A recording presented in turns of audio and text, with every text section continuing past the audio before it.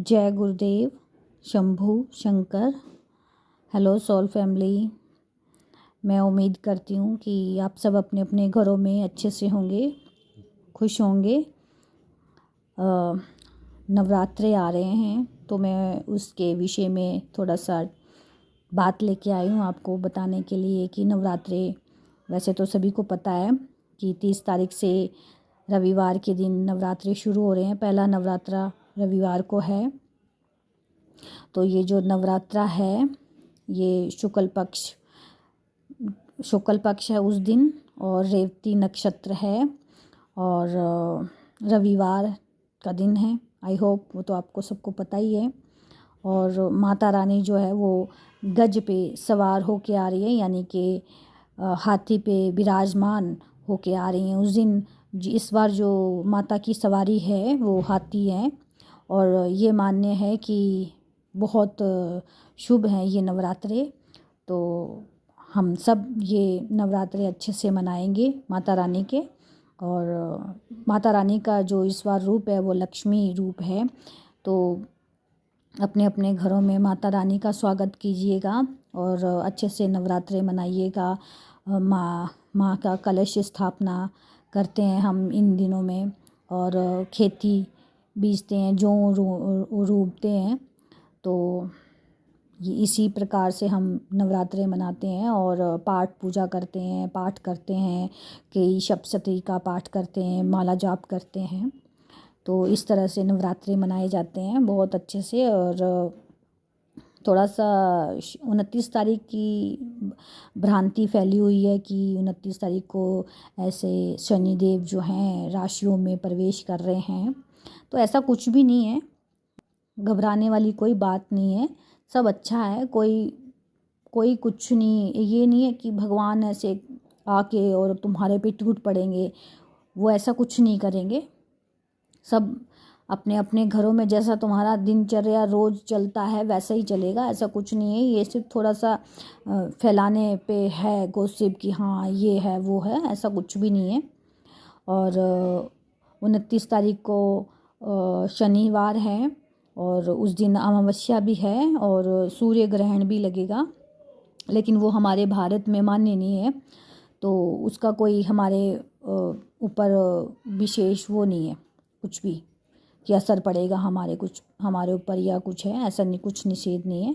आप अच्छे से शुरुआत कीजिएगा नवरात्रों की। और शनिवार के दिन ये बहुत अच्छा संयोग है कि शनिवार को शनि अमावस्या है, और ये अमावस्या के दिन पितरों के निमित्त अपने दान वगैरह करते हैं। तो आप अच्छे से मनाइए उस दिन को भी। और अगले दिन से तो वैसे ही रविवार है और पहला नवरात्रा है।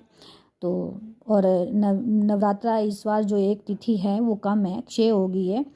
तो नवरात्रा एक कम हो गया है, यानी कि 9 नवरात्रे होते हैं तो 8 ही हैं। तो उनको आप देख लीजिएगा अपने अपने जगह पे, आप किस किस हिसाब से करते हैं उस हिसाब से आप करिएगा। और बाकी तो क्या ही है, पूजा पाठ तो करनी ही है सबने।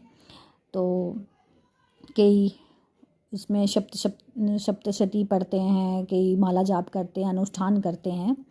तो अपने अपने आपका जो भी रीति रिवाज है जिस तरीके से भी आप करते हो करिए। लेकिन मैं ये कहूँगी कि जिनको कुछ नहीं आता है, जो माला जाप नहीं कर सकते हैं, जिन्होंने गुरु का नाम नहीं लिया है या कुछ भी है, कुछ भी समझ लीजिए, तो वो सिंपल तरीके से माँ को कैसे रिझा सकते हैं।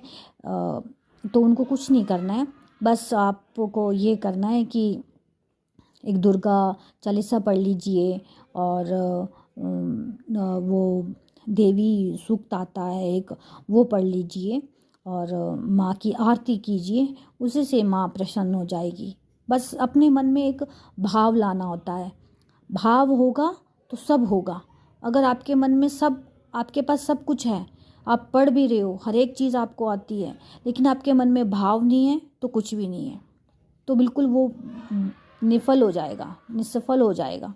और आपके अंदर भाव है और आपके पास कुछ नहीं है चढ़ाने को, आपको बोलने को कुछ नहीं है, कुछ नहीं आता है, लेकिन आप भाव से एक फूल भी माँ के चरणों में चढ़ा दोगे तो वो बहुत बहुत काम करेगा आपके लिए। तो भाव होना बड़ा ज़रूरी है।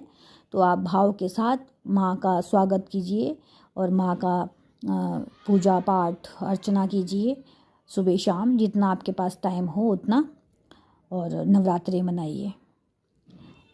ये सब मुझे आपको बताना था, सो मैंने बता दिया। तो हैप्पी नवरात्रि आप सबको। आपके नवरात्रे बहुत अच्छे जाएं, माता रानी आपके घर में आए, आप सबको अपना अपना आशीर्वाद दे, और आपकी जो भी आप इच्छा रखें माँ के सामने, वो आपकी इच्छा माता रानी पूरी करे और आपको खूब आशीर्वाद दे के आपके घर से विदा ले। तो इसी के साथ आप सभी को मेरी तरफ से हैप्पी नवरात्रि।